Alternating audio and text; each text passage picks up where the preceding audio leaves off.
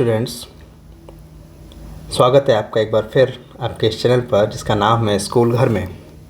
मैं लोकेश शर्मा आपको कक्षा 11 की NCERT सिविक्स की पढ़ा रहा हूँ। चैप्टर 1 से हमने शुरुआत की है और इस चैप्टर 1 से पहले हमने थोड़ा सा इंट्रोडक्शन भी आपको दिया था। एक चिट्ठी जो आपको इस किताब में लेखक के माध्यम से दी गई थी, उन्हीं उद्देश्यों की पूर्ति करते हुए, फुलफिलमेंट करते हुए हम आगे बढ़ रहे हैं दिन प्रतिदिन। हमारी 3 वीडियो इस चैप्टर से रिलेटेड आ चुकी हैं और अब चौथी वीडियो आ रही है। उम्मीद करते हैं कि आप लोग लगातार इस चैनल पर बने हुए हैं और क्रमानुसार वीडियो देख रहे हैं। और मैं आपको दावे के साथ विश्वास दिलाता हूं कि एक एक वीडियो यदि आप अपनी ईमानदारी और पूरी निष्ठा के साथ इस वीडियो को देंगे तो निकट भविष्य में आप राजनीति विज्ञान की एक रूपरेखा समझने में सक्षम होंगे। और यदि भविष्य में आप ग्रेजुएशन, पोस्ट ग्रेजुएशन और अन्य उच्च शिक्षा कार्यक्रमों में राजनीति विज्ञान को चुनते हैं तो ऐसे में आपको एक बहुत अच्छी बैकग्राउंड, एक फाउंडेशन, आधार बन के तैयार होगा। क्योंकि मेरा उद्देश्य आपको सिर्फ पढ़ाना ही नहीं है बल्कि राजनीति विज्ञान में दिलचस्पी पैदा करना है। चलिए शुरुआत करते हैं आज की इस वीडियो की, जिसमें हमेशा की तरह आपको एक 5-7 मिनट का रिवीजन मिलेगा पुरानी सारी वीडियोस का। उसके बाद हम एक कनेक्शन के साथ आगे बढ़ेंगे। चैप्टर 1 संविधान क्यों और कैसे, यह है आपके इस चैप्टर का नाम है, क्यों और कैसे। और इन्हीं 2 प्रश्नों के उत्तर आपको उस पूरे चैप्टर में मिलेंगे कि हम संविधान को पढ़ें क्यों, उसके बारे में जानें क्यों, संविधान होता ही क्यों है, बनाया ही क्यों गया था, इसकी नीड क्या थी, पर्पस क्या था, उद्देश्य क्या था, किसी भी देश के लिए संविधान होता क्यों है, क्या ज़रूरत है उसकी, इतना महत्वपूर्ण क्यों है कि हम हर साल 26 नवंबर को अपनी विद्यालय के प्रांगण में शपथ लेते हैं, संविधान दिवस मनाते हैं। हर व्यक्ति इस बात को बोलता है कि हमारे पास संविधान के इस अनुच्छेद के तहत यह शक्ति प्राप्त है। यदि बोलता है कि मेरे पास अधिकार है तो वह संविधान से ही आता है। तो संविधान ऐसा क्या है, क्यों इतना ताकतवर है, तो यही हम इस चैप्टर में पढ़ रहे हैं और इसका उत्तर हम पिछली 3 वीडियो में दे रहे हैं आपको। तो उसी के रिवीजन के तौर पर हम आपको बताते हैं और फिर आगे बढ़ेंगे। तो रिवीजन में हम जब संविधान क्यों पढ़ रहे थे कि संविधान की आवश्यकता क्यों है, तब पहला पॉइंट कि संविधान एक तालमेल बढ़ाता है और भरोसा दिलाता है। ये जो बिंदु लिखे हैं ये आपकी पुस्तक में ही हेडिंग्स बने हुए थे, जिसको मैंने अच्छे से विस्तार में चर्चा की थी, आपसे समझाया था। तो संविधान तालमेल बढ़ाता है किसके बीच में, नागरिकों के बीच में, उस राजनीतिक इकाई के सदस्य। राजनीतिक इकाई मतलब एक देश। तो राजनीतिक इकाई के सदस्यों के बीच में तालमेल बढ़ाता है। क्यों? क्योंकि राजनीतिक इकाई के जो सदस्य होते हैं, एक देश के सदस्य होते हैं, वह अलग जाति, अलग धर्म, अलग लिंग के हो सकते हैं। ऐसे में उनके हित, उनकी मान्यताएं, उनके विचार, उनके जीवन जीने का तरीका सब कुछ अलग अलग हो सकता है। वे अलग परंपराओं को मानते हो सकते हैं, अलग देवताओं को मान सकते हैं। तब ऐसे में क्या एक ऐसी चीज़ है जो उनके बीच की इतनी विविधतापूर्ण उस विचारधारा में क्या चीज़ एकता लेकर आता है, कैसे उनके बीच में तालमेल बढ़ता है और एक दूसरे के प्रति भरोसा कैसे होता है एक साथ रहने के लिए। तो यह कौन देता है? आपका संविधान। पहला पॉइंट यह था आपका। दूसरा पॉइंट है संविधान निर्णय निर्माण की शक्ति को निर्धारण करता है कि देश के अंदर अंतिम निर्णय लेने की शक्ति या निर्णय लेने की अंतिम शक्ति किसके पास है, कौन सबसे ज़्यादा ताकतवर है। राजतंत्र में राजा होता था, कुलीन तंत्र में कुलीन होते थे। राजतंत्र मतलब एक ऐसा तंत्र जहाँ सर्वे सर्वा राजा होगा, जो आप देखते हैं पुरानी कहानियों में। दिल्ली सल्तनत के दौरान, हर्षवर्धन के समय, जितने भी राजघराने, अकबर, ये सब आपने किस्से सुने होंगे, इतिहास में पढ़ा होगा। तब वो जो राजशाही होती थी उसमें कानून बनाने की शक्ति, नियम बनाना है, न्याय दिलाना है, ये सब की सब शक्ति किसके पास होती? राजा के पास। तो कौन सा सिस्टम हो गया, कौन सा तंत्र हो गया? राजतंत्र।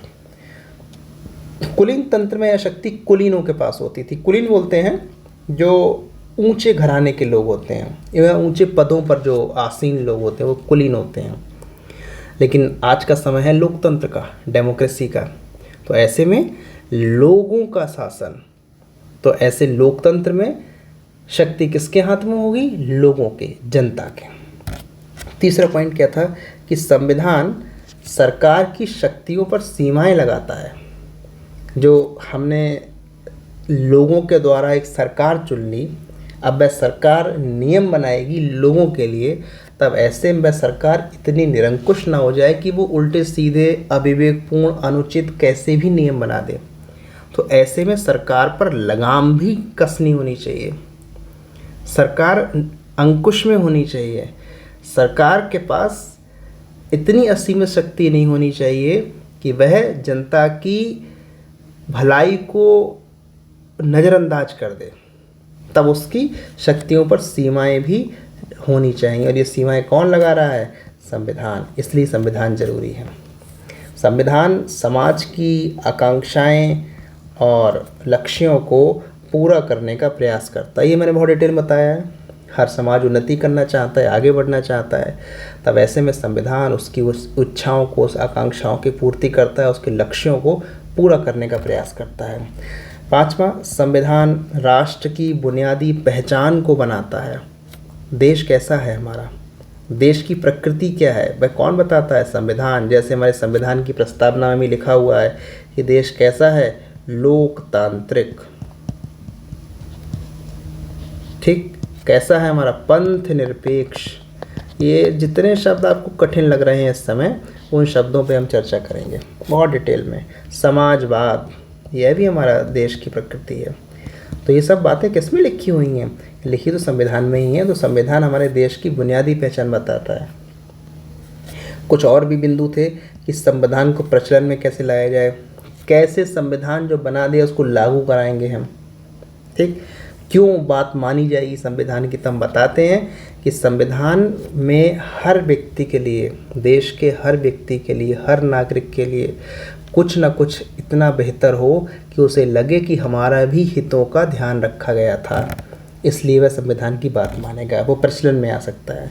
संविधान में वे बुनियादी बातें जो सबके लिए ज़रूरी हैं, उनमें और कौन कौन से ऐसे प्रावधान थे जो इतने बेसिक हैं जो सब लोग मानते हैं। तो संविधान के मौलिक प्रावधान क्या हैं कि जिसके बिना संविधान हो ही नहीं सकता, इतने मौलिक हैं, वे आधार हैं बिल्कुल। तो उन बिंदुओं को भी हम देखते हैं। संविधान संस्थाओं में संतुलन बनाता है, उसको बनाना यह भी उसका कार्य है। संस्थाएं कौन कौन सी मैंने आपको बताई थी। संस्थाएं, पहली बात तो शासन की संस्थाएं देख लो। एक तो कानून बनाने वाली संस्था, मैंने बहुत डिटेल से बताया था, इसका नाम क्या है? विधायिका। कानूनों को लागू कराने वाली संस्था कौन सी है? कार्यपालिका। और तीसरी संस्था न्यायपालिका। और भी बहुत सारी संस्थाएं हैं। सुप्रीम कोर्ट हो गया, निर्वाचन आयोग हो गया, इलेक्शन कमीशन, पंचायती राज, ETC, बहुत सारे हैं। ये संतुलन में इनको बनाए रखना कि कोई भी संस्था निरंकुश ना हो जाए जो संविधान को ही नष्ट कर दे। तब ऐसे में हम ये चीज़ें देखते हैं। तो इन सारे कामों की वजह से संविधान को लाना पड़ता है। बिना संविधान की सारे कार्य हो ही नहीं सकते। इसलिए हमें पहले क्यों का उत्तर मिला इन सारे पॉइंट्स में। अब हमारी किताब का दूसरा पार्ट शुरू होता है और वह है कैसे। संविधान कैसे ये सब कुछ करेगा, हाउ, कैसे। तो हम आगे बढ़ते हैं। अब सीधे पहुंचते हैं हम पुस्तक पर अपनी। यह है हमारी कक्षा 11 की पुस्तक सिद्धांत और व्यवहार, और इसमें हम आपको आगे पढ़ाएंगे क्योंकि हम ये सब देख चुके हैं। देखिए, समाज की आकांक्षाएं, लक्ष्य, एक एक कार्टून को हमने पढ़ा था। राष्ट्र की बुनियादी पहचान हो गई, सत्ता हो गई, इसके बाद प्रश्न बनाने का तरीका हो गया, मौलिक प्रावधान हो गए। अब आगे हम संविधान कैसे, इसका उत्तर हम देंगे। तो पहला ही इसमें हेडिंग है संविधान कैसे बना। इसमें कुछ माइन्यूटली डिटेल्स हैं जिनको मैं प्रयास करूंगा, क्योंकि आप कक्षा 10 पढ़ के आए हैं, ऐसे में थोड़ा थोड़ा आप जानते हैं प्रतिनिधि वगैरह के बारे में, और उसी बैकग्राउंड के साथ मैं आपको आगे बढ़ाऊंगा। संविधान कैसे बना, सबसे पहले ने क्यों बना, सब कुछ हमने पॉइंट्स देख लिए थे। अब देखेंगे कैसे बना। यह थी हमारी संविधान की पुस्तक। तो ये पुस्तक के रूप में कैसे आई, ऐसे ही कुछ। यह पुस्तक के रूप में कैसे आई, इंडियन कॉन्स्टिट्यूशन। इतनी बड़ी पुस्तक बन कैसे गई। तो अब हम एक चीज़ आपको बताएंगे कि हमारा जब देश आज़ाद हुआ तो आज़ादी के समय एक चीज़ साथ में हुई थी, वह था विभाजन। जब आप इतिहास देखेंगे, इतिहास पढ़ेंगे, इतिहास वाले आपको सर आपको इतिहास पढ़ाएंगे, या हो सकता है मैं ही आपको इतिहास पढ़ाऊँ, तब हम देखेंगे कि भारत का विभाजन एक त्रासदी के रूप में हुआ। आज़ादी के उस राष्ट्रीय आंदोलन के दौरान ही बहुत एक नींव पड़ी, और उस नींव के बाद एक पार्टी बनी मुस्लिम लीग, और मुस्लिम लीग ने आगे चलकर देश की आज़ादी से ज़्यादा ज़रूरी समझा देश का विभाजन, और बोला कि आज़ादी तभी हो सकती है जब तक कि विभाजन नहीं होगा, बिना विभाजन के हम आज़ादी को एक्सेप्ट ही नहीं करेंगे। तो कभी बहुत परिश्रम किया हमारे राष्ट्रपिता महात्मा गांधी और उस समय के तत्कालीन कांग्रेस के बड़े नेता। उन्होंने कहा कि कई आप एक विशेष आप संविधान ले लीजिए, लेकिन विभाजन ठीक नहीं है। लेकिन मोहम्मद अली जिन्ना, जो मुस्लिम लीग जो पार्टी थी उसके सुप्रीम लीडर थे, उन्होंने किसी शर्त को नहीं माना, और उन्होंने एक ही बात बोली कि हम सिर्फ़ और सिर्फ अलग होंगे।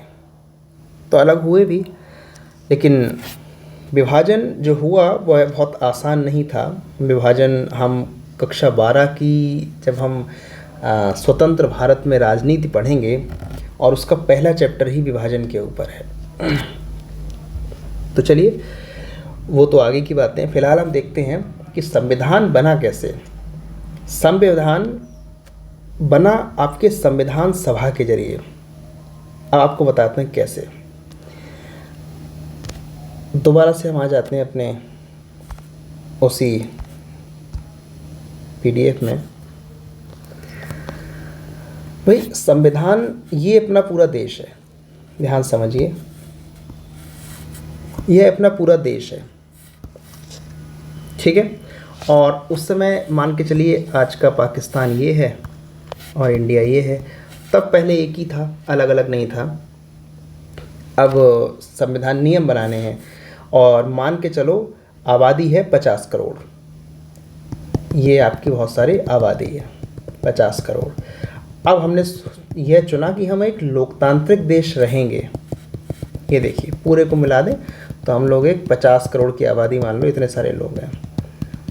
अब हम पूरे देश को मिला दें और 50 करोड़ की आबादी है, तो हमने बोला कि यदि हमें नियम बनाने हैं और लोकतांत्रिक देश है तो ऐसे में नियम जो होंगे वो लोग ही बनाएंगे।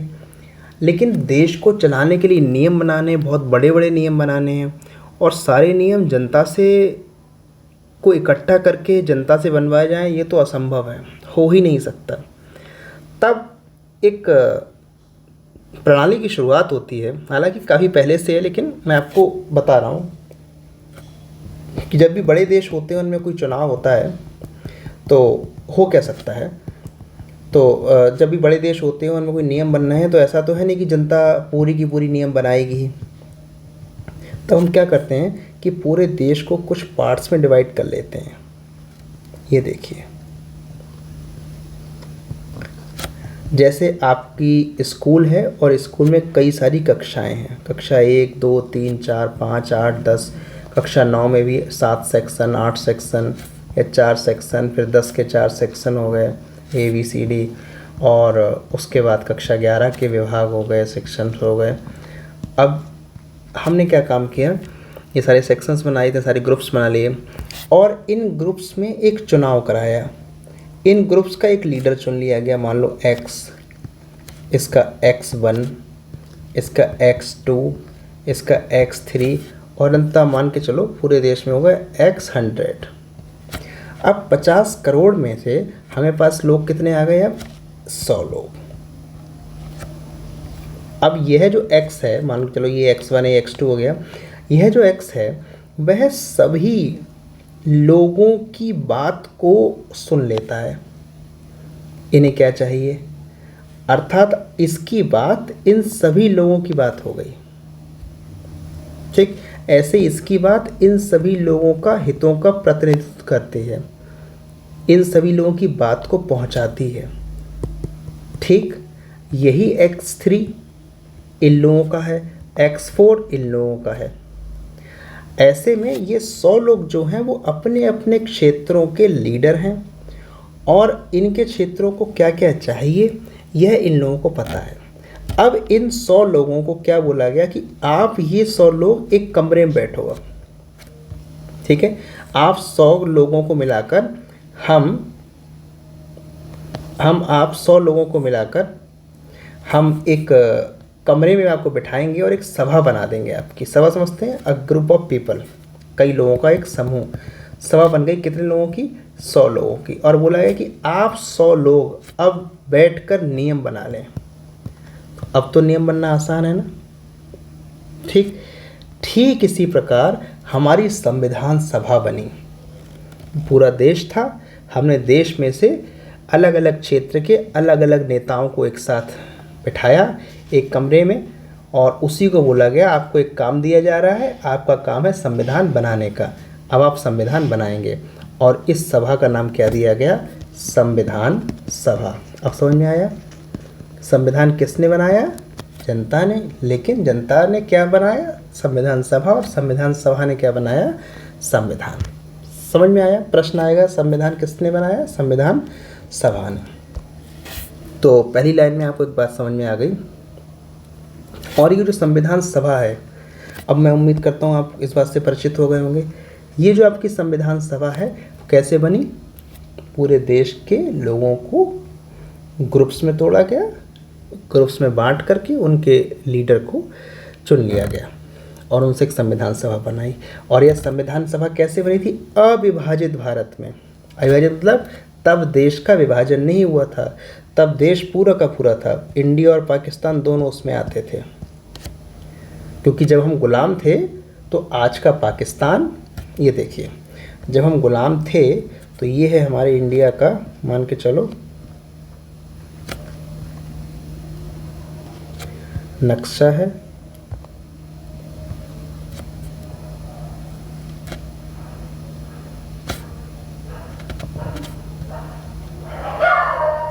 ठीक, ये आपका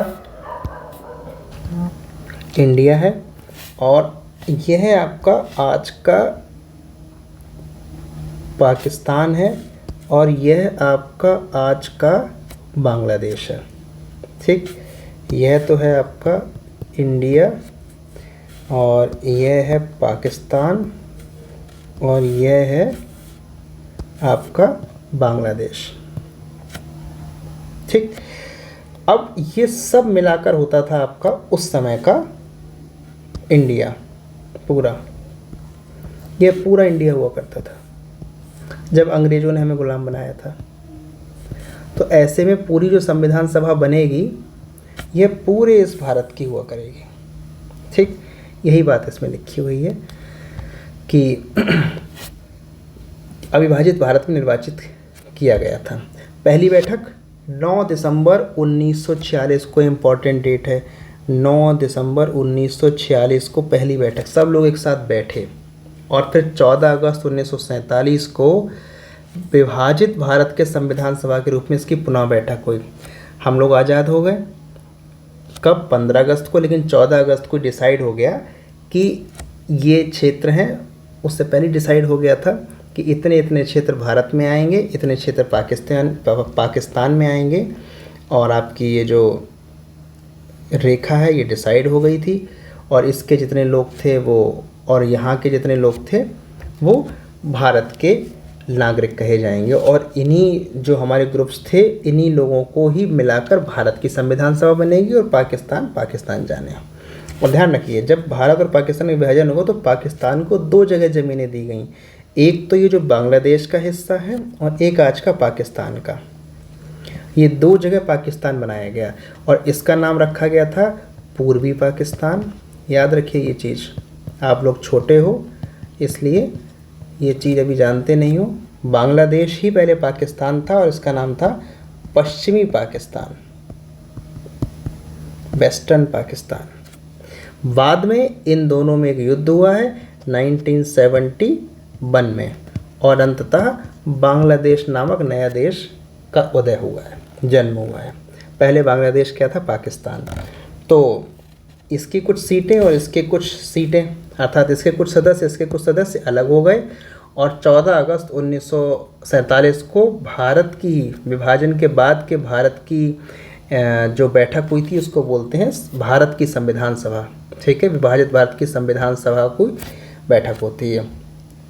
अब इसमें ये जो लोग चुने गए थे वो किस आधार पर चुने गए थे? अब एक बात ये भी तुम आपकी बैकग्राउंड नॉलेज है।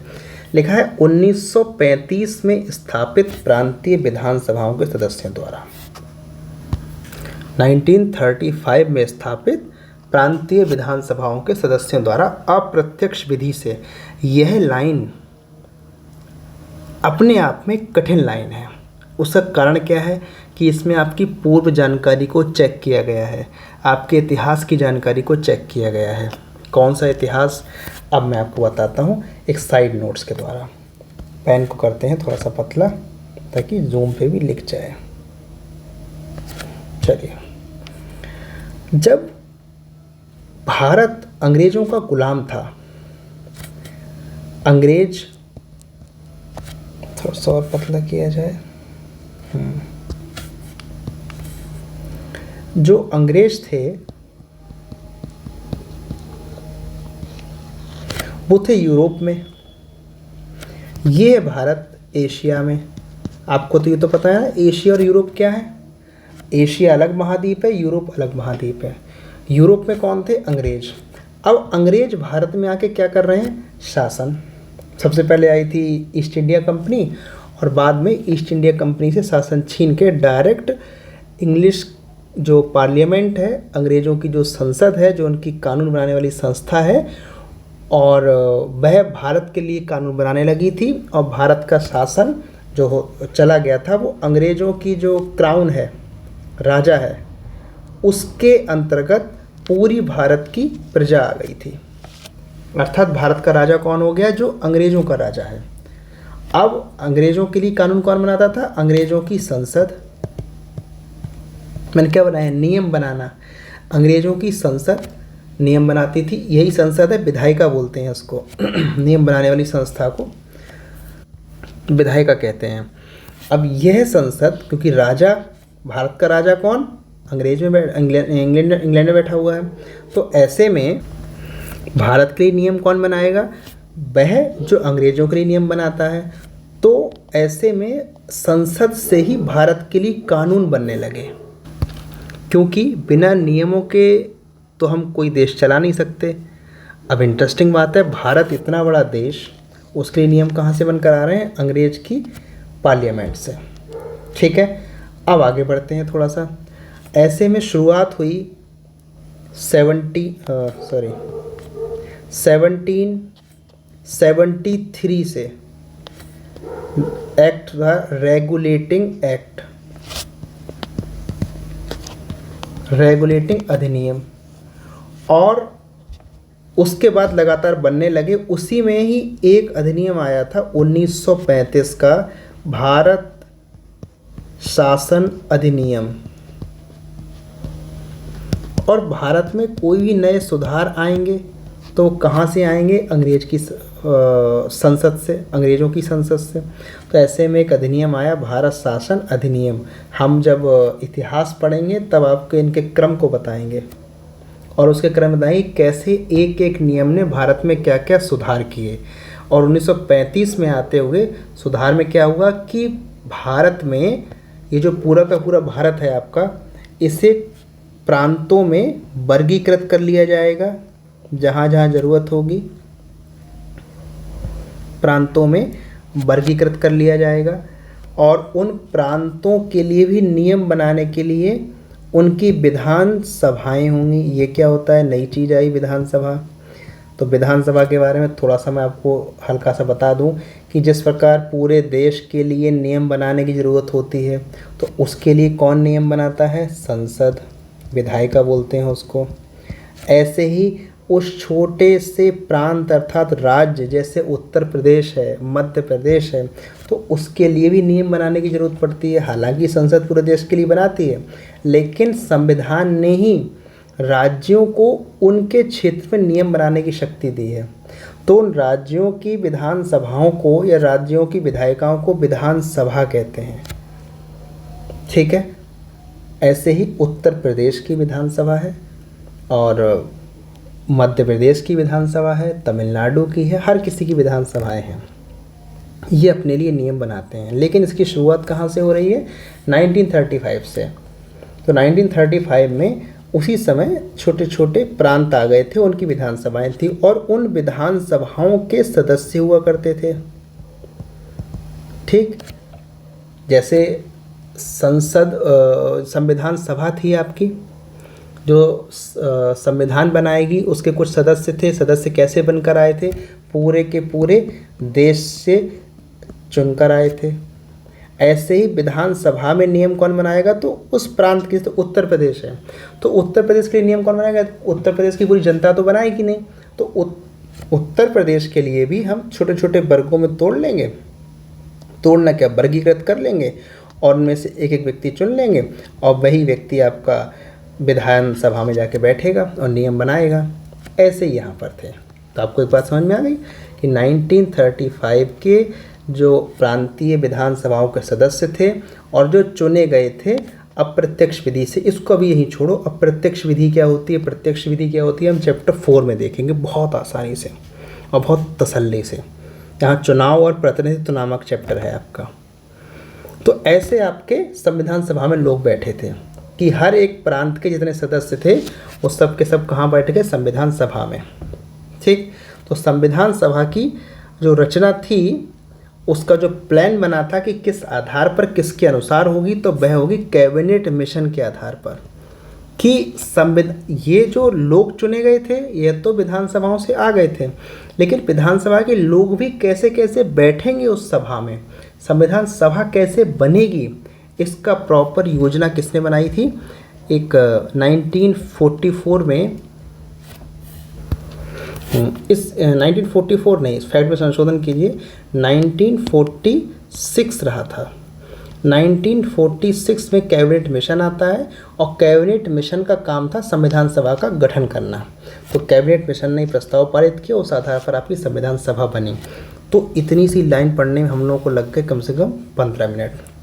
अब दोबारा समझ लेते हैं, संविधान सभा कैसे बनी, संविधान किसने बनाया, संविधान सभा ने। संविधान कैसे बनी, स्टार्टिंग हुई थी अविभाजित भारत से, ठीक है, निर्वाचित हो गई थी, लेकिन उसके बाद 9 दिसंबर 1946 को इसकी पहली बैठक होती है और जब भारत का विभाजन हो जाता है तो 14 अगस्त 1947 को विभाजित भारत के संविधान सभा के रूप में इसकी पुनः बैठक होती है।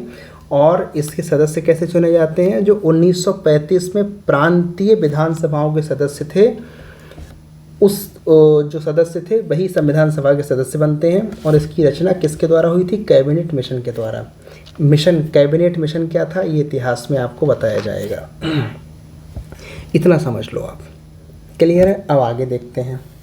तो प्रत्येक प्रांत, देशी रियासत या रियासतों के समूह को उनकी जनसंख्या के अनुपात में सीटें दे दी गई थी। मोटे तौर पर 10 लाख की जनसंख्या पर 1 सीट का अनुपात रखा गया था। यह क्या होता है, देखिए इस लाइन का क्या मतलब है। वही मैंने बताया कि लोग कैसे कैसे चुने गए थे। प्रत्येक प्रांत देसी रियासत और रियासतों के समूह, ये लाइन क्या है अब आपको बताते हैं। ये था आपका भारत, मान लो, ठीक है। अब अंग्रेजों ने पूरे देश पर कि हर एक क्षेत्र पर शासन नहीं किया। अंग्रेजों को जहाँ जहाँ, जैसे समुद्र तट हैं, ये इलाके हैं, ये इलाके डायरेक्ट अपने कब्जे में ले लिए, ये इलाके डायरेक्ट अपने कब्जे में ले लिए। जहाँ से व्यापार हो सकता है, जहाँ इंडस्ट्री लग सकती है, कुछ और क्षेत्र थे वो अपने डायरेक्ट कब्जे में। बाकी जो छोटी मोटी चीज़ें थीं, मान के चलो ये है, यहाँ ना खेती हो रही है ना कुछ और है, तो बोला गया राजाओं से कि ठीक है, आप यहाँ पर अपनी रियासतें बनाए रखिए। रियासत मतलब राजाओं की रियासत आप बनाए रखिए, लेकिन आप कोई भी काम हमारी इच्छा के बिना नहीं करेंगे, बाकी आप अपने क्षेत्रों में स्वायत्त हैं। तो जब देश आज़ाद हुआ तो देश में दो तरीके की सरकारें शासन थे। एक तो सीधे सीधे अंग्रेज़ों के अधीन जो क्षेत्र थे, और दूसरे कौन थे, रियासतें थीं, देसी रियासतें थीं, ठीक है। अब जब भारत आज़ाद हुआ तो रियासतों के पास विकल्प थे कि वे चाहें तो भारत में शामिल हो जाएं, चाहें तो पाकिस्तान में शामिल हो जाएं, और चाहें तो वे आज़ाद रहें। और अंततः जो लौह पुरुष हैं सरदार वल्लभ भाई पटेल, उन्होंने 550 से ज़्यादा रियासतों को, क्योंकि जो भारत का अंग्रेज़ों का क्षेत्र था वो तो भारत को मिल गया, लेकिन रियासतों ने सोचा कि हम अपना अलग बनाएंगे या पाकिस्तान में जाएंगे या कहीं और, तब लगभग 550 से ज़्यादा रियासतों को भारत में शामिल कर लिया। अब ये रियासतें भी भारत की हिस्सा हो गई। अब चूँकि संविधान बनेगा तो रियासतों के भी हित तो होते हैं। तो ऐसे में संविधान सभा में एक तो ब्रिटिश भारत का क्षेत्र था जो अंग्रेज़ों के अधीन था, वे थे, और दूसरे कौन थे, रियासत, देसी रियासतें थीं। इनके लोगों को भी शामिल, इन राजाओं को भी शामिल किया गया था। और मोटे तौर पर पूरे देश को क्या किया हमने, 10 लाख जनसंख्या पर एक सीट, मतलब ये जो हमने पूरे जो टुकड़े बनाए देश में, वर्ग बनाए, वो 10-10 लाख पर एक, मतलब 10 लाख की जनसंख्या का एक ग्रुप बना लिया, 10 लाख पर एक, और इनमें से एक व्यक्ति चुन लिया, इनमें से एक व्यक्ति चुन लिया। और ऐसे में इन सब से मिलकर हमारी क्या बनी, संविधान सभा। क्या मैं आपको समझा पाया? और अभी भी समझ में नहीं आया तो आप कमेंट में बोलेंगे तो मैं एक प्रॉपर वीडियो इस पर बना दूंगा ताकि आपको ये चीज़ समझ में आए। अब जो ब्रिटिश सरकार के प्रत्यक्ष शासन वाले थे, मैंने क्या बताया, 2 प्रकार के थे। एक तो ब्रिटिश भारत था, चलो हिंदी में लिखते हैं, एक तो ब्रिटिश भारत था, यह था, और दूसरा कौन सा था, देसी रियासतें। तो ब्रिटिश भारत में जो ग्रुप बने थे वो कितने बने, 292, तो 292 सीटें हो गई। और देसी रियासतों में कितनी हो गई, 93। कुल कितने हो गए, 2 और 3 5, 9 9 18 और 385 टोटल। और इंटरेस्टिंग बात, प्रत्येक प्रांत की सीटों को 3 प्रमुख समुदायों में, मुसलमानों में, सिखों में और सामान्यों में उनकी जनसंख्या के अनुपात में बांट दिया गया। जैसे एक प्रांत आया आपका संयुक्त प्रांत, यह उत्तर प्रदेश का पुराना नाम है, संयुक्त प्रांत। अब संयुक्त प्रांत में टोटल जो 10-10 लाख के हमने ग्रुप बनाए, तो मान के चलो उसमें टोटल आई 80 सीटें, ठीक। अब 80 में से अगर जनसंख्या में मान के चलो हिंदू लोग हैं 60%, मुस्लिम लोग हैं 30%, सिख लोग हैं 10%, तो 80 का 60% हिंदुओं को दे दिया गया, 30% मुस्लिम्स को दे दिया गया, 10% सिखों को दे दिया गया। ये हिंदू थे, ये मुस्लिम थे, ये सिख थे, उतनी सीटें। अब 80 का 60% कितना होता है, 6 8 48,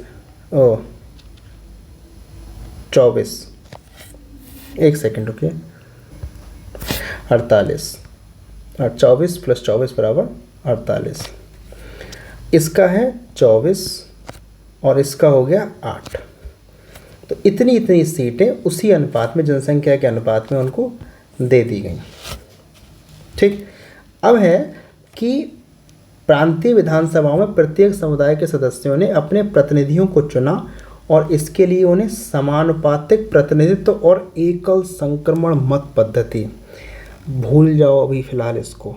समानुपातिक प्रतिनिधित्व क्या होता है, ये कठिन शब्द आ गए। यही मैं बोलता हूँ कि एनसीईआरटी पढ़ना और पढ़ाना दोनों अपने आप में चुनौतीपूर्ण हैं। कारण उसका ये है कि शुरुआत के ही चैप्टर्स में आखिरी चैप्टर के शब्दों का इस्तेमाल हो जाता है, ऐसे में छात्र परेशान हो जाता है। अब एकल संक्रमणीय, अब ये शब्द नहीं भी लाएंगे तो काम नहीं चलेगा, क्योंकि तरीका यही था। समानुपातिक प्रतिनिधित्व और एकल संक्रमणीय मत पद्धति, ये दोनों के दोनों चीज़ें आपके चौथे चैप्टर में आती हैं, चुनाव और प्रतिनिधित्व में, लेकिन यहाँ शब्द डालना था, तो इसलिए आपसे बोल रहा हूँ कि फ़िलहाल इसको यहीं छोड़ो, हम 4th चैप्टर में डिटेल से पढ़ेंगे उसको, लेकिन तरीका यही था। बाकी क्या है, देशी रियासतों के प्रतिनिधियों को कैसे चुना गया, या तो उन राजाओं को ही बुला लिया गया, या फिर राजाओं ने ही बोल दिया कि हमारे एवज में आप इनको ले जाओ, उनके परामर्श से तय किया गया। ठीक है। लिखा है अध्याय के पिछले भाग में हम उन तीनों कारकों पर प्रकाश डाला गया है जो संविधान को प्रभावी और सम्मान के योग्य बनाते हैं। भारतीय संविधान इस परीक्षा में किस हद तक कामयाब होता है, ये सब हम आगे देखेंगे, लेकिन फ़िलहाल एक ये बॉक्स है जो डॉक्टर BR अम्बेडकर कहते हैं। अब एक बात आपने देखी, ब्रिटिश भारत के लोग भी लिए गए। ठीक, ब्रिटिश भारत के लोग भी थे, मतलब जो प्रदेश डायरेक्ट जनता के डायरेक्ट अंग्रेज़ों के अधीन थे और उनमें अंग्रेज़ चुनाव कराया करते थे। उसी चुनाव से ही 1935 में ही उसी चुनाव से उन्होंने प्रांतीय विधानसभाओं के चुनाव कराए थे, प्रांतीय विधानसभा के चुनाव कराए थे। और हर एक विधानसभा से उनकी आबादी के प्रतिशत के अनुपात में लोग लिए गए, अर्थात हर वर्ग, हर धर्म का व्यक्ति और सामान्य में और जो भी जितने लोग थे उन सबको लिया गया। साथ ही साथ देशी रियासतें बची थीं तो उनको भी लिया गया, अर्थात सबको समाहित किया गया। हमने किसी वर्ग को छोड़ा नहीं, किसी वर्ग को ये नहीं लग सकता कि उसके साथ भेदभाव हुआ है। क्यों, यह उसका उत्तर देते हैं डॉक्टर BR अम्बेडकर अपने इस कोटेशन में। क्या कहते हैं कि अपने राजनीतिक लोकतंत्र, तो लोकतंत्र बता चुका हूँ, ऐसा शासन जो लोगों का हो। राजनीतिक लोकतंत्र होता है कि सभी लोगों को चुनाव लड़ने की आज़ादी हो, सभी को वोट डालने का अधिकार हो और हर कोई अपनी मांग रख सकता हो। ये राजनीतिक लोकतंत्र होता है कि कोई व्यक्ति छोटा नहीं है, कोई बड़ा नहीं है राजनीति में। वही कहते हैं कि राजनीतिक लोकतंत्र को हमें सामाजिक लोकतंत्र का रूप भी देना चाहिए, अर्थात सोसाइटी में भी लोकतंत्र हो, जाति धर्म के आधार पर भेदभाव नहीं हो। कहते हैं कि राजनीतिक लोकतंत्र तब तक स्थायी नहीं होगा, तब तक बना नहीं रह पाएगा जब तक कि सामाजिक लोकतंत्र ना हो, समाज में लोकतंत्र की स्थापना हो। देखिए, डॉक्टर अम्बेडकर साहब दलित नेता थे, दलित वर्ग से भी आते थे। उन्होंने बचपन से ही दलितों का उत्पीड़न और शोषण को अपने साथ जिया है। उन्होंने उस शोषण को उन्होंने बर्दाश्त किया है, बड़े से बड़े पद पर पहुँचे, लेकिन हर बार जाति की वजह से उनको अपमानित होना पड़ता था। तो उन्होंने उस शोषण को, उस भेदभाव को, उस पिछड़ेपन को बहुत करीब से जिया है, बल्कि खुद पर जिया है। बड़े पद पर पहुंचने के बाद भी कई ऐसे इंसिडेंट उनकी आत्मकथा में देखने को, पढ़ने को मिलते हैं जो अनएक्सेप्टेबल हैं, जो अस्वीकार हैं। तो वो कहते हैं कि जब तक समाज में एकता की नहीं बात आएगी, जब तक समाज का जो भेदभाव है वह ख़त्म नहीं होगा, जब तक समाज में सब लोग एक जैसे नहीं हो जाएंगे, तब तक राजनीति में नहीं हो सकता। अर्थात स्वतंत्रता, समानता और बंधुता, सब लोग स्वतंत्र हैं, सब लोग समान हैं और आपस में भाई भाई हैं। ये नहीं कह सकते तुम्हारी जाति नीची है, तुम्हारी ऊंची है, हम एक थाली में खाना नहीं खाएंगे, हम तुम्हारे हाथ का पानी नहीं पिएंगे। तुम ज़मीन पर बैठोगे, हम चारपाई बैठेंगे जो गांव में होता है। या फिर नीची जाति जो मानी जाती है, बोली जाती है, उसकी जो बारात है, उसका जो दूल्हा है वो घोड़ी पे चढ़ के नहीं जाएगा, या फिर अपनी बारात में ढोल तमाशे नहीं बजाएगा, मूछें नहीं रख सकता है, कुर्ता नहीं पहन सकता है, और तमाम चीज़ें हैं। ये नहीं होना चाहिए। हम कहते हैं, वो कहते हैं कि स्वतंत्रता, समता और बंधुता तीनों चीज़ें अलग अलग नहीं हैं, एक साथ हैं। ये अलग अलग हो ही नहीं सकती। भाई स्वतंत्र हो गए, सभी लोग स्वतंत्र हैं कुछ भी करने के लिए। क्यों? क्योंकि सब समान हैं, कि जिसकी इच्छा हो वो कुछ भी कर सकता है। ज़रूरी नहीं है कि पढ़ाई लिखाई केवल पंडित लोग ही करेंगे, पढ़ाई लिखाई केवल ब्राह्मण वर्ग ही करेगा, पढ़ाई लिखाई सिर्फ ऊंची जाति के लोग करेंगे। नहीं, पढ़ाई वह भी करेगा जो किसी भी कैटेगरी में पैदा हुआ हो। पढ़ाई किसी की बपौती नहीं है, किसी का विशेषाधिकार नहीं है। ऐसे में सब लोग स्वतंत्र हैं, सब लोग समान हैं, इसीलिए स्वतंत्र हैं। और जब समान होंगे, स्वतंत्र होंगे, तो सबके बीच में भाईचारा होगा। इसलिए अलग अलग नहीं है। और जिसने अलग अलग किया, इसका मतलब लोकतंत्र के मूल प्रयोजन को ही विफल कर देना है, वह यह बात बोलते हैं। आगे यही पूरा इसका कोटेशन है। तो लिखा है, क्या आपकी कक्षा में स्वतंत्रता, समता और बंधुता के सिद्धांतों को व्यवहार में लाया जाता है? सिद्धांत बोलते हैं प्रिंसिपल्स। और डेली ये जो सिद्धांत हैं उनको डेली लाइफ में प्रयोग में लाया जाता है कि नहीं? अब आपको बताता हूँ कैसे प्रयोग में लाते हैं कक्षा के अंदर। स्वतंत्रता क्या होती है? सभी छात्रों को पढ़ने की स्वतंत्रता हो, ठीक है, चाहे वो किसी भी वर्ग से आता हो। अब समानता क्या है? कि शिक्षक जो आपके क्लास में पढ़ा रहे हैं वो पढ़ाते समय किसी भी प्रकार का भेदभाव ना करें। वो ये नहीं करें कि नहीं कि भाई मैं ऊंचे वर्ग का व्यक्ति हूँ तो मैं केवल और केवल सामान्य या ऊंचे वर्ग के बच्चों को ही पढ़ाऊँगा, या उन्हें अलग से स्पेशल क्लास दे दूँगा, या उनसे अच्छे से बिहेव करूँगा और दूसरे बच्चों से नहीं करूँगा। या टीचर हिंदू है तो मुस्लिम बच्चों से नफरत करता है अंदर ही अंदर, उनकी कॉपी चेक नहीं करना, उन्हें पनिशमेंट देना, यह तो नहीं होता है। सब समान हैं, एक जैसा पढ़ाते हैं। अगर ऐसा है तो वह लोकतंत्र है। बंधुता, अब जब सब लोग स्वतंत्र हैं, एक जैसा पढ़ने की स्वतंत्रता है, सभी टीचर सभी बच्चों के साथ एक जैसा बिहेव करते हैं, और छात्र आपस में भी अलग अलग समुदाय के हों, अलग अलग वर्ग के हों, आपस में भी एक सूत्र में बंधे हैं कि नहीं, नोट शेयर करते हैं कि नहीं करते। मैं अपनी कक्षा में हमेशा इस बात का पूरा ध्यान रखता हूँ कि बच्चे एक दूसरे के टिफ़िन से खाना खाएं। मैं हमेशा इस बात के लिए बोलता हूँ कि बिना किसी बात के भेदभाव ना करें। जैसे मैं अपनी कक्षा में देखता हूँ रियल में कि उनको पता भी नहीं है क्या है क्या नहीं है, लेकिन फिर भी एक खास धर्म के प्रति, हिंदू बच्चों में मुस्लिम धर्म के प्रति, मुस्लिम धर्मों में हिंदू धर्म के जो आपके छात्र होते हैं, सहपाठी होते हैं, उनमें भरोसा नहीं होता है, विश्वास नहीं होता है। उनमें एक काल्पनिक नफरत सी है, एक काल्पनिक दुराह सा है, दुर्व्यवहार सा है कि नहीं ये तो अलग है, हम अलग हैं। यदि ये बंधुता नहीं होगी तो क्लास का माहौल डेमोक्रेटिक नहीं होगा। उनका अलग ग्रुप रहेगा, उनका अलग ग्रुप रहेगा।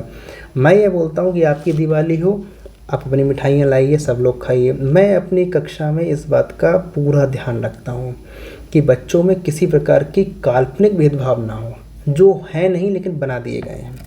अगर ये सब कुछ है तभी लोकतंत्र रह पाएगा, नहीं तो क्लास और टीचर दोनों ही असफल हो जाएंगे। ना ही अच्छे अंक आ पाएंगे, और अच्छे अंक आ भी गए तो अच्छे नागरिक नहीं बनेंगे। एक छोटा सा उदाहरण है, कक्षा 3 की या शायद 2 या 3 की बच्ची थी, उसके मन में भी हिंदू बच्ची थी, उसके मन में भी मुस्लिम बच्चों के प्रति, अपने सहपाठियों के प्रति मन में एक द्वेष था। मैंने कारण पूछा, कारण नहीं पता, लेकिन यह नहीं पता कि कारण क्या है उसका। खैर, ऐसा होना नहीं चाहिए। और पूरी पाठ्यक्रम के बाद उम्मीद करता हूँ कि आपका भरोसा थोड़ा बहुत इस विविधतापूर्ण समाज के प्रति भी अच्छा होगा। चलिए अगला टॉपिक, संविधान सभा का स्वरूप। कि हमने देखा संविधान सभा का गठन कैसे हुआ, किस तरीके से चुनाव हुआ, कैसे लोग उसमें आए, अब उसका स्वरूप कैसा था, नेचर कैसा था उसका। तो देखते हैं। 3 जून 1947, माउंटबेटन योजना बोलते हैं उसको। इसके आधार पर ही विभाजन होना था और हुआ। माउंटबेटन जो कि भारत के आखिरी गवर्नर जनरल थे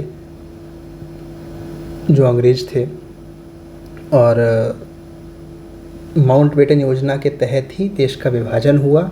और इस विभाजन के बाद जो प्रतिनिधि पाकिस्तान क्षेत्रों से आए थे वो वहाँ की संविधान सभा के सदस्य हो गए, और जो भारत के वास्तविक सदस्य संख्या की जो संख्या रह गई वो घटकर कितनी रह गई, 299 थी। टोटल कितनी, 385, और घट के रह गई 299, जिनमें से भी क्योंकि हमारा जो संविधान है वो लंबा चला, करीब 2 साल 11 महीने और 18 दिन तक रहा, तो ऐसे में कुछ सदस्यों की संख्या कम भी हुई। और अंततः 26 नवंबर 1949 को, जिस दिन हमने अपने संविधान को अंगीकृत, आत्मार्पित और अधिनियमित किया, अर्थात हमारे यहाँ संविधान बन के तैयार हुआ, उस समय सदस्यों की संख्या कितनी थी, 284। ये प्रश्न आता है, हर बार प्रश्न आता है, कक्षा 11 में भी आता है और 12 में भी आ जाता है।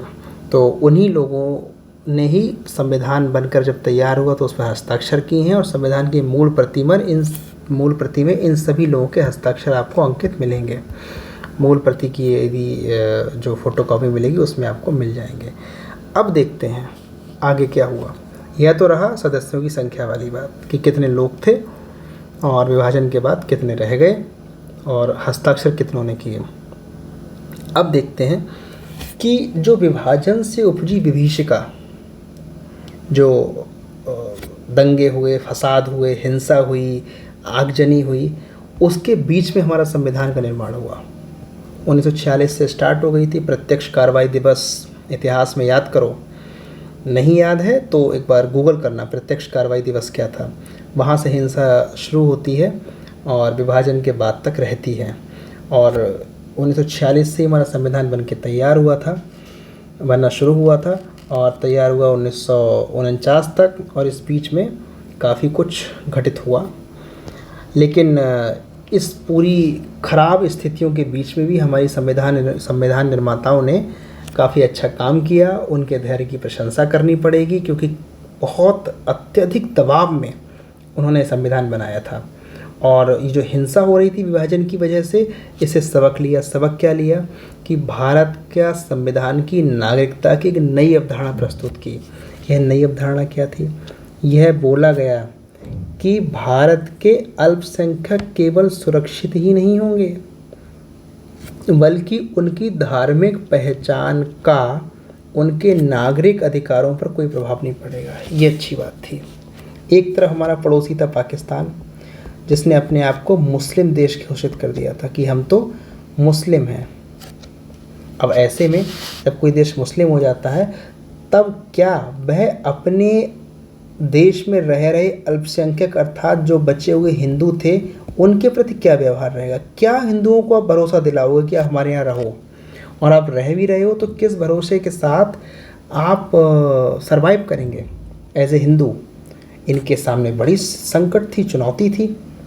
दूसरी तरफ जब इतना सब कुछ हो रहा है तो दूसरी तरफ इंडिया ने क्या काम किया कि हम सभी लोग पंथ निरपेक्ष हैं, हम हिंदू नहीं हैं। हम कैसे हैं? पंथ निरपेक्ष। भारत का कोई धर्म नहीं होगा, भारत सभी धर्मों के प्रति समान व्यवहार करेगा।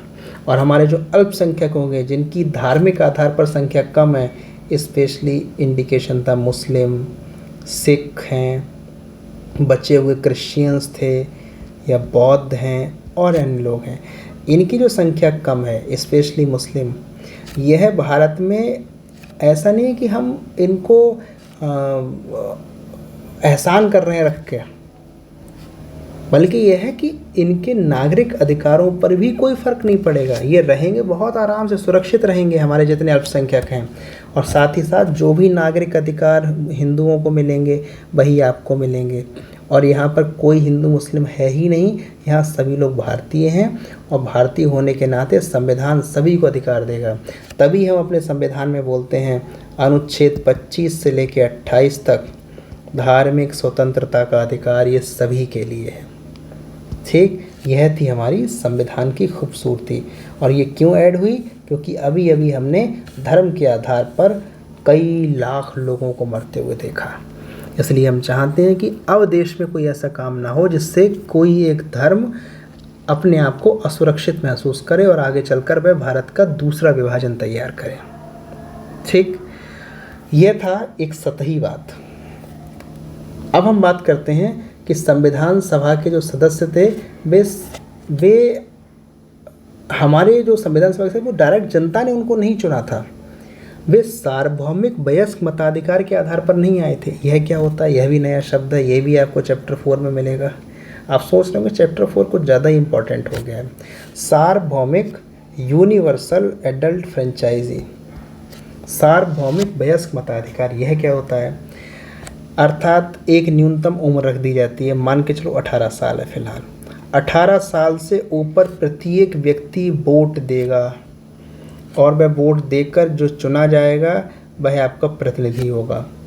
जब भारत की संविधान सभा चुनी गई थी तो संविधान सभा के जो सदस्य लोग थे वो उस आधार पर नहीं चुने गए थे, अर्थात उन्हें कुछ ही लोगों ने चुना था, सभी लोगों ने नहीं। क्योंकि उस समय वोट देने के लिए केवल उम्र का होना ज़रूरी नहीं है, उस समय टैक्स देना भी ज़रूरी है, उस समय संपत्ति का होना भी ज़रूरी है। तब ऐसे में बहुत कम ही लोग वोट दे पाते थे। तब ऐसे में हम यह बोलें कि नहीं, कि जो सदस्य चुने गए थे वो सभी लोगों के हितों को नहीं देखेंगे, केवल उन्हीं लोगों को हित को देखेंगे जिन्होंने उनको चुना है। क्या यह आरोप लग सकता है? बिल्कुल लग सकता है। लेकिन भले ही ये नहीं चुने गए थे, लेकिन ज़्यादा से ज़्यादा प्रतिनिधि परक बनाने का गंभीर प्रयास किया गया था कि हम भले ही सब लोगों के हित नहीं बना पा रहे हैं, सब लोग हमें चुना नहीं है, लेकिन फिर भी हम प्रयास करेंगे कि सभी के हितों को अनदेखा ना किया जाए, किसी के भी हित को सभी के हितों को ध्यानपूर्वक सुरक्षित रखा जाए। इसके लिए हमने क्या किया? सभी धर्मों के सदस्यों को लिया। हमने क्या बोला था ऊपर? ये देखो, ऊपर आ जाओ, ये देखिए, मिला आपको? यह भी सभी धर्म आ गए। चलिए, सभी धर्म के लोग आ जाएंगे संविधान में। ठीक, साथ ही साथ अनुसूचित जाति SC के भी कितने लोग थे? 28। 28 से प्रश्न आता है, कितने लोग थे? 28।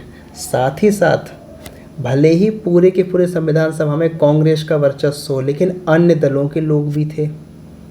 ठीक है, उसे टोटल 82% सीटें प्राप्त थीं, 82। चाहता तो कांग्रेस घर में बैठ के संविधान लिख लेती, लेकिन नहीं। उस समय के नेता बहुत दूरदर्शी थे, बहुत दीर्घकालिक थे, यह सच बात है। इतने शानदार नेता भारत को मिले, यही कारण है कि आज भारत दुनिया की बड़ी मशहूर ताकतों में सुपर पावर बनने के कगार पर है। बहुत शानदार नेता भारत को आज़ादी के समय मिले। यदि कोई उल्टे सीधे आजकल के नेता जैसे मिल जाते तो भारत का बेड़ा गर्क था। बहुत शानदार नेता मिले, इतने शानदार नेता मिले कि उन्होंने अपने विरोधी पार्टी के व्यक्ति को मंत्री बनाया। पंडित जवाहरलाल नेहरू जो कांग्रेस के उस समय अध्यक्ष थे, भारत के प्रधानमंत्री भी थे, उन्होंने अपना विधि मंत्री किसे बनाया? जो कि उनके बिल्कुल खिलाफ थे और उनकी पार्टी में भी नहीं थे, वो किसी और पार्टी से चुनाव लड़के आए थे। वो थे डॉक्टर BR अम्बेडकर। उनके साथ उन्होंने काम किया कि व्यक्ति भले ही दूसरी पार्टी अगर योग्य है तो हम उसको सलाम करेंगे, उसको हम उसकी सेवाएं लेंगे। बहुत टैलेंटेड व्यक्ति BR अम्बेडकर। तो कांग्रेस स्वयं विविधताओं से भरी थी। कांग्रेस में कांग्रेस के अंदर जो लोग थे अलग अलग जाति, धर्म, समुदाय, लिंग से आते थे। साथ ही साथ अलग अलग विचारधाराओं के मानने। स्वयं नेहरू जी और डॉक्टर राजेंद्र प्रसाद की नहीं पड़ती थी आपस में। स्वयं नेहरू जी और पटेल साहब अलग अलग विचारधाराओं के थे। तो ऐसे में कांग्रेस पार्टी एक अम्ब्रेला पार्टी थी जिसमें हर प्रकार का व्यक्ति था। तो ऐसे में हमने प्रयास क्या किया? यह देखा कि कांग्रेस पार्टी स्वयं विविधताओं से भरी हुई है। साथ ही साथ संविधान सभा में हर धर्म का व्यक्ति लिया गया है, हर वर्ग का, जिसमें हम SC कैटेगरी से भी, SC कैटेगरी कौन होती है? अनुसूचित जाति, उसके भी 28 लोग लिए गए थे। यह था हमारा स्वरूप। कैसा था? विविधताओं से भरा हुआ, क्योंकि देश हमारा विविधताओं का, किसी एक वर्ग को लेकर हमने संविधान नहीं बनाया, सभी लोगों को इकट्ठा करके संविधान बनाया। यही कारण है कि हमारा संविधान सभी लोगों के हितों को सुरक्षित रखता है और यही कारण है कि सभी लोग संतुष्ट हैं इससे। लिखा है, यदि भारत की संविधान सभा देश के सभी लोगों के द्वारा निर्वाचित हुई होती तो क्या होता? यही होता। इंटरेस्टिंग बात है, यही होता जो यहाँ पर है। वही लोग संविधान सभा में थे। ये नहीं कह सकते संविधान सभा में कुछ ही लोग थे, केवल सभी लोग थे। भिन्न बनाई, क्या भिन्न होती जो बनाई गई? बिल्कुल नहीं होती, सेम वही होती। प्रयास पूरा किया गया था, थोड़े बहुत चेंजेस होते लेकिन यही होते लगभग लगभग। अब है संविधान सभा के कामकाज की शैली। काम कैसे किया संविधान सभा ने? तो संविधान सभा देखिए, काम करने के दो तरीके होते हैं जब इतने सारे लोग बैठे होते हैं। तो क्या होते हैं? पहला तो ये होता है कि देखो भाई ऐसा है, कांग्रेस पार्टी है 82% में। ध्यान रखना, कांग्रेस पार्टी के पास कितनी सीटें हैं? 82। कांग्रेस पार्टी चाहती तो सब कुछ एक एक उपबंध अपने हिसाब से चुन लेती। कैसे? वो कहती कि चलिए, क्या प्रधानमंत्री का पद आजीवन रहेगा? हाथ खड़े करो सब लोग। 82% लोग हाथ खड़े करते और बाकी 18% लोग अगर नेगेटिव भी बोलते कि नहीं, तो क्या उनकी बात मानी जाती? नहीं मानी जाती। लेकिन क्या ऐसा हुआ? नहीं। पढ़ते हैं आगे, देखो क्या हुआ। संविधान सभा की सत्ता इस बात पर नहीं टिकी थी कि वह सबका प्रतिनिधित्व कर रही थी, बल्कि उसने जो प्रक्रिया अपनाई थी, कौन सी प्रक्रिया? और सदस्यों के विचार विमर्श की जड़ में छुपे मूल्यों में संविधान सभा की लोकप्रिय सत्ता थी। हाँ, अब देखिए, संविधान सभा में इतने सारे लोग बैठे हैं, इसमें 82% लोग तो कांग्रेस के ही हैं। लेकिन प्रक्रिया क्या थी संविधान बनाने की? यह थी कि पहली बात तो समाज के विभिन्न वर्ग सहभागी हों, सभी लोग हों। साथ ही साथ वे जो लोग आ गए हैं इसमें, वो सिर्फ और सिर्फ अपनी पार्टी, अपनी जाति, अपनी पहचान का प्रतिनिधित्व ना करें, बल्कि पूरे देश के हित को ध्यान में रखा जाए, पहली शर्त। साथ ही साथ अगर मतभेद हो भी गए हैं सदस्यों में, जो मतभेद हो जाते थे कि अगर कोई नियम बन रहा है, कोई कह रहा है नहीं ये नहीं होना चाहिए, ऐसा होना चाहिए, वैसा होना चाहिए, तो यह जो मतभेद थे वे अपने हितों के लिए नहीं थे, वो किसके लिए थे? देश के हित के लिए थे। मतलब ये नहीं था कि हमारे गांव में हैंडपम्प लगा दो, नहीं भाई, ज़रूरत है तो लगाओ। समझ में आ रहा है? यह तरीका था कि उन्होंने जो प्रक्रिया अपनाई वो देश हित को सबसे ऊपर रखा उन्होंने। और उनके जो मतभेद थे वो कैसे थे? सैद्धांतिक थे। इतने शानदार मतभेद थे, सिद्धांतों के आधार मतभेद थे, और हर मतभेद का लिखित प्रमाण था। जैसे कौन से मुद्दे होने चाहिए कि शासन प्रणाली केंद्रीकृत हो या फिर विकेंद्रीकृत। केंद्रीकृत कैसे होती है? पूरे देश को एक ही ऊपर से चलाया जाए, या फिर देश को अलग अलग खंडों में वर्गीकृत करके और शक्तियां उन खंडों को भी दी जाएं। जैसे कि 1935 के अधिनियम में प्रांतों को भी शक्ति दी गई थी। इसके लिए मतभेद था। कुछ सदस्य चाहते थे कि नहीं, एक ही ऊपर से ही शासन हो, कुछ लोग चाहते थे कि शक्ति नीचे के स्तर तक जाए, यह जो खंड हैं वो और छोटे छोटे हों, गांव के स्तर तक जाए। महात्मा गांधी इस बात के बहुत बड़े समर्थक थे कि शक्ति गांव के स्तर पर भी जानी चाहिए। साथ ही साथ राज्यों के बीच कैसे संबंध हो, राज्यों के आपस में कैसे संबंध हो, साथ ही साथ न्यायपालिका की क्या क्या शक्तियाँ होनी चाहिए, क्या संविधान के को संपत्ति के अधिकार की रक्षा करनी चाहिए कि नहीं। तो उन सभी विषयों पर गहराई से चर्चा हुई। केवल एक मुद्दा ऐसा था जो बिना विवाद के पास हुआ, वह था सार्वभौमिक मताधिकार, कि सबको वोट देने का अधिकार। और सब इस बात पर सहमत थे कि सभी लोगों को वोट देने का अधिकार हो जिसकी उम्र पहले 21 साल थी। ठीक है, बाद में ये 1989 में शायद यह 18 साल हुई है, या शायद उसके आसपास की बात होगी, आएगा आगे। तो इस पर लोगों ने कहा कि ठीक, ये सब कुछ एक्सेप्ट है, लेकिन बाकी हर चीज़ पर डिबेट हुई। और यह जो डिबेट थी, ये लिखा है देखो, यह जो डिबेट थी यह सार्वजनिक हित का काम कर रही थी। जैसे किसी ने बोला केंद्रीकृत प्रणाली होनी चाहिए, तो भाई बताइए क्यों होनी चाहिए। किसी ने कहा नहीं विकेंद्रीकृत होनी चाहिए, तो क्यों होनी चाहिए। तो सार्वजनिक हित का काम कर रही थी यह। साथ ही साथ तर्कपूर्ण थी यह, ये जो चर्चा थी और तर्कपूर्ण बहसें थीं। यह ऐसा नहीं था कि लड़ाई झगड़े हो रहे हों, अपनी अपनी बात रखने के लिए तर्क थे। और इन सभी बहसों और तर्कों को इतने शानदार थे कि एक एक बहस, एक एक तर्क को नोट किया गया और इसको कई खंडों में पुस्तकों में लिखकर प्रकाशित किया गया। मेरी जानकारी में ये 7 खंड हैं, बहुत मोटे मोटे 7 खंड हैं। इनको जैसे मान के चलिए संविधान में कोई एक नियम जुड़ा है, वह नियम क्यों जुड़ा, उसके पीछे किस व्यक्ति ने क्या कहा, किस व्यक्ति ने क्या नहीं कहा, और किसने इसके विरोध में कहा, फिर उसका तर्क किस प्रकार खंडन किया गया, और अंततः जो मौजूद नियम या उपबंध है वो यहाँ तक कैसे पहुँचा, ये सब कुछ डिटेल में लिखा हुआ है, एक एक बात।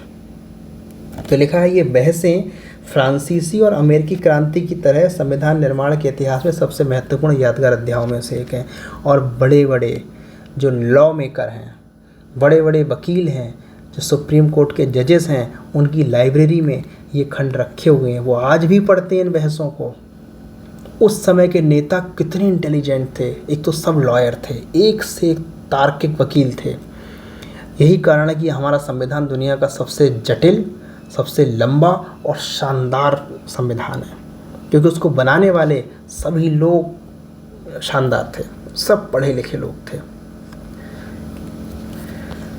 अब कार्यविधि कैसे कार्य हुआ इसमें, ये तो हमने देख लिया कि नियम बने तो उसमें वाद विवाद भी हुआ, बहस भी हुई, इतनी प्रामाणिक बहसें हुई कि उनको पुस्तकों के रूप में प्रकाशित भी किया गया। अब कार्य कैसे हुआ, कार्य ऐसे हुआ जैसे आपका क्लास है, मैं आपको एग्जाम्पल बता रहा हूँ, आपका क्लास है, टीचर्स डे है, और आप सब लोगों ने बोला कि एक काम करते हैं, हम कक्षा को सजाएंगे। ठीक, 50 बच्चे कक्षा को सजाइए। कैसे सजाएंगे, तो अचानक से कुछ बच्चे झाड़ू लगाने लगे, कुछ बच्चे पेपर्स लाकर सजाने लगे, कुछ बैलून्स लाने लगे, फिर कुछ, और इतना अस्त व्यस्त माहौल हो गया कि पता ही नहीं चल रहा है कौन क्या कर रहा है। तो ऐसे में कोई कार्य अच्छे से हो ही नहीं पाया। कोई केक ला रहा है तो बीच रास्ते में रुक के बैलून फुलाने लगा, कुछ और। तो ये तरीका अच्छा नहीं था। फिर क्या हुआ, टीचर ने क्या किया, 5-5 लोगों के 10 ग्रुप बना दिए और हर ग्रुप से बोला कि आपका यह काम है, आपका यह काम है, जैसे आपका बैलून लगाना है, बैलून सजाना है, आपका पेपर से सजाना है, आप सफाई सुथराई का ध्यान रखेंगे, आप केक लेकर आएंगे और आप गिफ्ट लेकर आएंगे। और उन 5 लोगों की एक्सपर्टीज़ भी उन्हीं कामों में थी और सब काम बहुत शानदार तरीके से होगा। ऐसे ही संविधान था। संविधान में भी कार्य करने के लिए ग्रुप्स बना दिए गए थे और उन ग्रुप्स को क्या बोलते हैं हम लोग, कमेटी। ठीक, तो मुख्यतः कितनी कमेटी थी, 8, बाकी और भी थी, लेकिन मुख्य कमेटी कितनी थी, 8। उनके अलग अलग काम थे। सबसे इम्पोर्टेंट और पहली कमेटी कौन सी थी, प्रारूप समिति या कमेटी, कि संविधान का प्रारूप कैसा होगा, संविधान लिखा कैसे जाएगा, पहले नंबर पे क्या आएगा, दूसरे पे क्या आएगा, तीसरे पे क्या आएगा, चौथे पे क्या आएगा, 5वें पे क्या आएगा, 6ठे पे क्या आएगा, क्या कैसे कैसे भाग आएंगे, फिर उनके अनुच्छेद आएंगे। यह था किसका काम, प्रारूप कमेटी का काम बताना। और इसके अध्यक्ष कौन थे आपके, BR अम्बेडकर, इन्होंने बताया। बाकी और कमेटियों के काम क्या थे कि जैसे मौलिक अधिकार कमेटी, कौन कौन से मौलिक अधिकार शामिल किए जाएंगे, या झंडा समिति, झंडा कैसा होगा। तो हर प्रकार की कमेटी थी, उसके कुछ सदस्य बना दिए गए थे और उनको बोला गया आपको ये कार्य करना है। आमतौर पर इन कमेटी को जो अध्यक्षता किया करते थे, जो उनके हेड थे, वो नेहरू साहब थे, प्रसाद साहब थे, पटेल साहब थे, अम्बेडकर साहब थे। और इनके विचार हर बात पर एक दूसरे के समान नहीं थे। ये ऐसे नहीं थे कि तुम दिन को कहो, रात तो हम रात कहेंगे, ऐसा नहीं था। ये गलत को गलत और सही को सही कहने वाले थे। अम्बेडकर तो कांग्रेस और गांधी के कड़े आलोचक थे। उन पर अनुसूचित जातियों के उत्थान के लिए पर्याप्त काम न करने का आरोप लगाते थे। अम्बेडकर साहब कहते थे कि जो कांग्रेस है और गांधी जी हैं, यह अनुसूचित जातियों के उत्थान के लिए कार्य नहीं करते हैं। पटेल और नेहरू असहमत थे, लेकिन फिर भी संविधान बनाने के लिए सबने एक साथ मिलकर काम किया और प्रत्येक कमेटी संविधान के कुछ प्रावधानों का प्रारूप तैयार किया था, जिन पर बाद में चर्चा की गई और अंततः फैसले आम राय से लिए गए। आम राय समझते हैं कि सभी लोग उस पर सहमत हों, बहुमत नहीं कि 100 में से 51 लोगों ने बोल दिया यस तो यस और 49 ने मना कर दिया, सो आधे से ज़्यादा बोल दें सही नहीं, आम राय सभी लोग सहमत होंगे, सर्वसहमति, सर्वसहमति आम राय से लिए जाएंगे। ठीक है, कई कुछ प्रावधान थे जिन पर मत विभाजन किया गया, पर उस मत विभाजन में भी प्रयास यही किया गया कि आम राय बने और हर तर्क और हर शंका का समाधान हो। ऐसा ना हो कि किसी व्यक्ति को लगे कि उसकी बात नहीं सुनी गई है। अगर आप किसी की बात नहीं भी मान रहे हैं, उसको कुछ बता रहे हैं कि नहीं ऐसे नहीं ऐसे होगा, तो उसका जवाब क्या होगा, लिखित रूप में, ताकि संतुष्टि हो सामने वाले को। और जब इतना बड़ा संविधान लिख रहे हो, हर काम लिखित रूप में कर रहे हो, एक से एक इंटेलिजेंट लोगों, तो समय तो लगेगा। उस समय कितना लगा, 2 वर्ष 11 महीने और 18 दिन और ऐड कर लो। कितनी बैठकें हुई, 166 दिनों तक बैठकें चलीं और इन दिनों तक अखबारों और आम लोगों के लिए इसके रास्ते खुले रहे। अंबेडकर साहब तो बीमार थे, लेकिन उसके बावजूद बहुत उत्साह के साथ उन्होंने ड्राफ्टिंग कमेटी का काम किया, प्रारूप समिति काम किया। इसके लिए उनको बधाई देते हैं राजेंद्र प्रसाद कि सभी देशवासी जो हैं उनकी कृतज्ञता के, उनके प्रति कृतज्ञ हैं। अब हम बात करते हैं, शायद ये आखिरी टॉपिक रहेगा यहाँ का, नहीं आखिरी नहीं रहेगा, तो अभी 1-2 टॉपिक और हैं। इसको हम अगले वीडियो में कवर करेंगे। ये वीडियो लंबी हो रही है, 1 घंटा 6 मिनट की हो चुकी है। हम राष्ट्रीय आंदोलन की विरासत और आगे के मुद्दों को अगली वीडियो में देखेंगे कि राष्ट्रीय आंदोलन की विरासत ने संविधान के बनने में क्या भूमिका अदा की। राष्ट्रीय आंदोलन कौन सा, ये जो आज़ादी का आंदोलन था, उससे हमने क्या क्या सीखा और उसने संविधान को बनाने का क्या भूमिका अदा की, किस तरीके से उसकी पूर्व पीठिका के रूप में काम किया, ये हम देखेंगे अगली वीडियो में। फ़िलहाल अभी के लिए इतना काफ़ी है। बने रहिए, साझा कीजिए वीडियो को, अच्छा लगता है तो लाइक कीजिए, सब्सक्राइब कीजिए, बने रहिए, बस सीखिए। ठीक, नमस्कार।